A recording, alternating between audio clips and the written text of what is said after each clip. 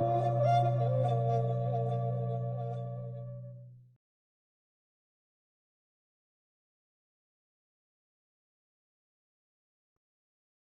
learner, today let us learn about schools of philosophy, idealism, naturalism and pragmatism.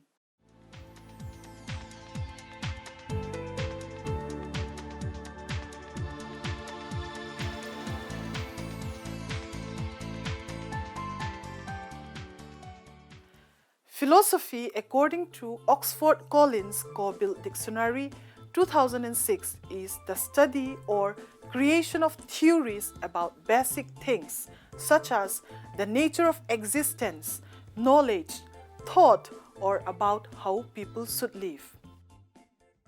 In contemporary philosophy, specialties within the field are more commonly divided into metaphysics, epistemology, and axiology.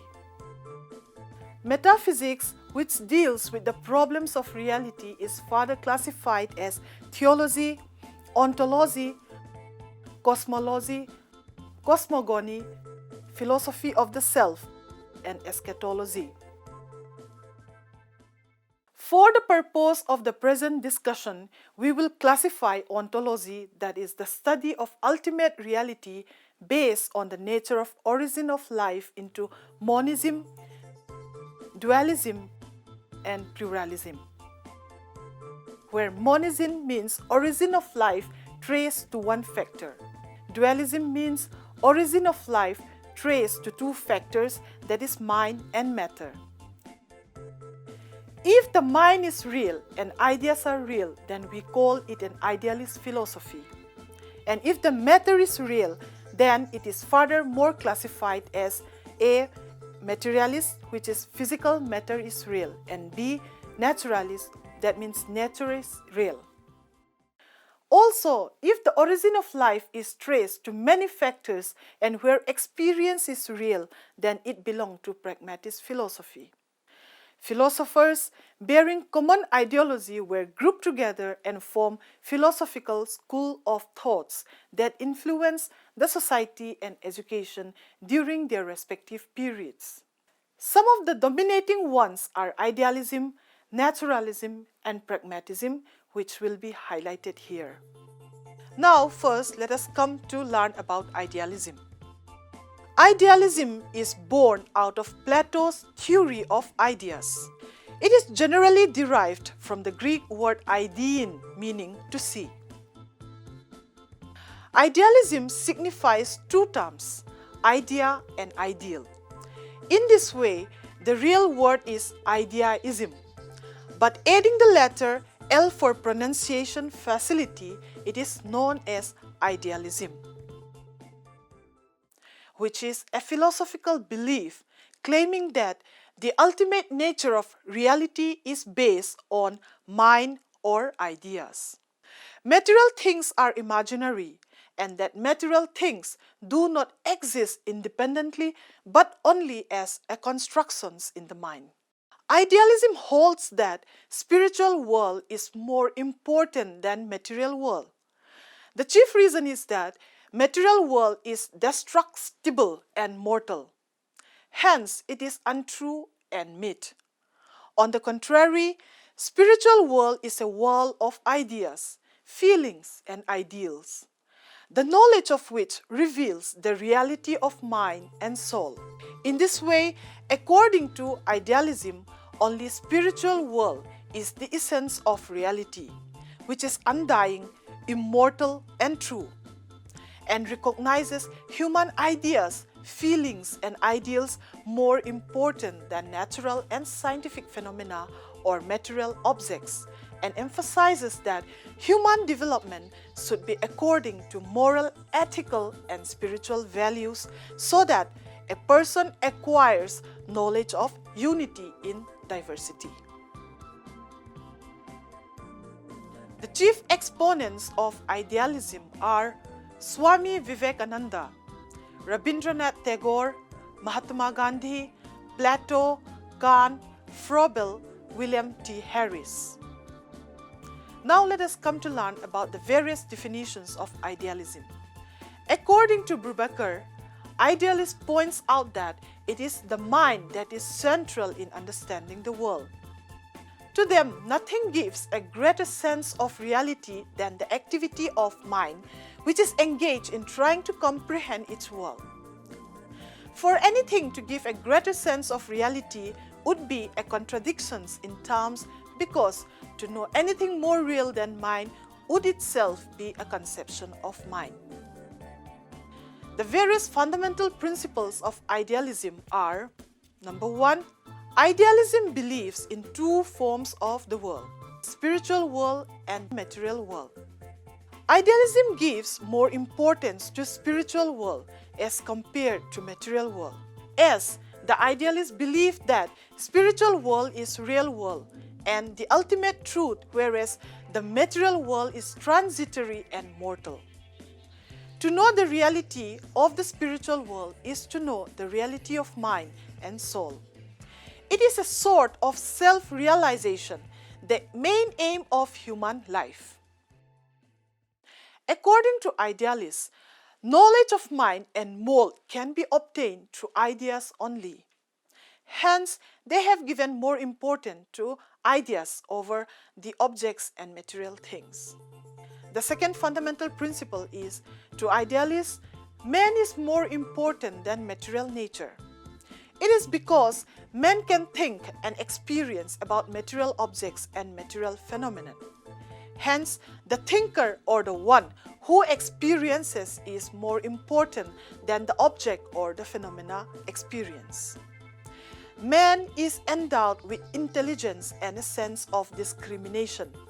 Thus, he is not a slave of the environment as animals are, but he molds and transforms the environment for his own good and welfare of the society. In short, he creates his own wall of virtue, and his creativity achieves higher and higher levels of art in many areas. The third fundamental principle is, according to idealists, the prime aim of life is to achieve spiritual values, which are truth, beauty, and goodness. The realization of these values is the realization of God. In the pursuit of these absolute values, man rises higher and higher in the moral plane till he attains divinity. The fourth point is, idealists give much importance to the self of the individual. Hence, they insist upon the fullest development of the personality of an individual, as the development of personality means achievement of perfection. The fifth fundamental principle is that idealists believe that implicit in all the diversities is an essential unity. This implicit unifying factor is of spiritual nature. This may be called universal consciousness or divinity. This underlying force maintains the existence and working of all entities. Idealists call this power as God. Realization of the power of God in oneself is to attain divinity and fullest development of personality, which may be called the spiritual fulfillment. In the present world of today, which is full of stress, strains, conflicts, envies, and material struggles, the need of idealistic education is greatly essential for peaceful living of human beings, devoted to social good and national welfare. In Western countries, where material affluence has touched the highest peak, people are now turning back to moral and spiritual ideals and values. Throwing light on the importance of idealism, the idealist philosopher, they emphasizes on the spiritual capacities to attain the complete self-development and the development of society, of which the self is a part. Now let us come to the next school of thought, that is naturalism. The ideas of naturalism were first seen in the works of Ionian pre-Socratic philosophers. One such was Thales, who subscribed to the principles of empirical investigation to explain the nature of reality. According to naturalism, Material world is the real world. Naturalism is also thus termed as materialism, and the ultimate reality is of nature or matter. It may be noted that naturalists do not believe in the spiritual development. They deny the existence of any such things as supremacy of God, immortality of soul, and the freedom of will. To them, there is nothing else than matter, which is ultimate reality and the ultimate truth. It is a system whose salient characteristics are the exclusion of whatever is spiritual. Naturalism is concerned with natural self or real self. The chief exponents of naturalism are Democritus, Epicurus, Bacon, Francis, J.A. Comenius, Rousseau, Herbert Spencer. Now let us come to the definition of naturalism. James Watt says, naturalism is the doctrine that separates nature from God, subordinates spirit to matter, and set up an unchangeable laws as supreme. According to R.B. Perry, naturalism is not science, but it is an assertion about science. More specifically, it is the assertion that scientific knowledge is the final, leaving no room for extra scientific or philosophical knowledge. Now let us come to the fundamental principles of naturalism. Number 1, naturalism regards nature as the ultimate reality. God, soul, mind, the heaven and the hell, freedom of will, moral values, prayers, and superhuman wonders are all illusions. Hence, men should realize that the present life is real life. Except this world, there is no other world beyond it, neither any other life beyond this, and make this life happy and comfortable. The second fundamental principle is idealists regard the mind as spiritual and the body as just matter which decays. But for the naturalist, man is matter and his mind is the result of his brain function. Thus, mind is always subordinate to nature. The third principle says that naturalists believe that knowledge which is gained primarily through observation is of the highest value and of utmost worth. And nature alone is the source of all knowledge, as all values exist in nature. Fourth point, thoughts depend on physical circumstances. They are activated only when some external stimuli affect the body organ of an individual. The fifth fundamental principle states that everything that comes to us from nature is good, but it generates in the hands of man to create a society to meet some of his needs. Naturalism has brought to the forefront the importance of recognition of child in the process of education. It has very clearly drawn the attention of the educators to study the child carefully and provide education accordingly. Naturalism advocates that education should be child-centered and has stressed that education process should be made pleasurable and enjoyable. It also indicates that educational institutions should be set up in natural settings and also bring to light the significance of progressive methods of teaching like learning by doing, learning by observing, and learning by inductive approach.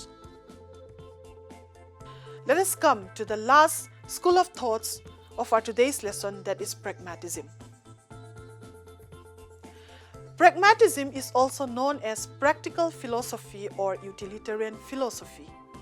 Its origin can be traced from the sophist philosopher of ancient Greece who held that man is the measure of all things. According to James, the term pragmatism is derived from the Greek word pragma, which means action or practice or activity, from which in the words practice and practical have been derived. Pragmatism is based on the thoughts of a number of 19th century American philosophers who believed that reality is constantly changing and that we learn best through applying our experiences and thoughts to solve the problems. Pragmatism holds that whatever fulfills one's purposes and develops his life is true. Only those theories are true which work in a practical situations. Pragmatists are of the opinion that belief and ideas are true if they are workable and profitable. Otherwise, it is false. It suggests an emphasis upon the practicalities of life and the practicable in the real. Charles B. Peirce introduced this word in philosophy. The exponents of pragmatism are John Dewey, William James, C.B. Peirce, and many more. Definition of pragmatism. In the words of Ross, pragmatism is essentially a humanistic philosophy, maintaining that man creates his own values in the course of activity, that reality is still in the making and awaits its part of completion from the future, that to an unascertainable extent our truth are man-made products. Hence, only those things are true which can be experimented. Pragmatists firmly believe that through various activities a human being creates his own values and ideals. The various fundamental principles of pragmatism are highlighted here. Number 1, experience is the central idea in pragmatism, which is of various nature, and they are always changing. So, no final eternal valid system of ideas or values can be fixed up. Rather, there are no ideas or values which are any truth. They are man-made products. They are not divine and they are not eternal. Spiritual character of existence has little significance in pragmatism. The second point is, truth is that which works in practical situation. Third fundamental principle is, action is real and gets priority over thought, and ideas are the tools. The fourth point, man is an active being who possesses the ability to solve his problems through the logic of experiments and scientific methods. The fifth principle is, utilitarian aspect is supreme and past has little value. Present and the future are more important. Pragmatism wants to develop such a dynamic, flexible and adaptable mind which is always resourceful and enterprising, and is able to create new values for an unknown future. It advocates the inculcation of those essential qualities and devotion to values which prepares an individual to face successfully all the present and the future problems and challenges of life, which an ever-changing social and physical milieu confronts him on the path of progress and development. To be precise, pragmatism is an attitude and a way of living which, opposing the old doctrine of idealism and naturalism, inspires the individual to look ahead and create new values for an unknown future, so that he leads a better, a happier, and a richer life. Conclusion.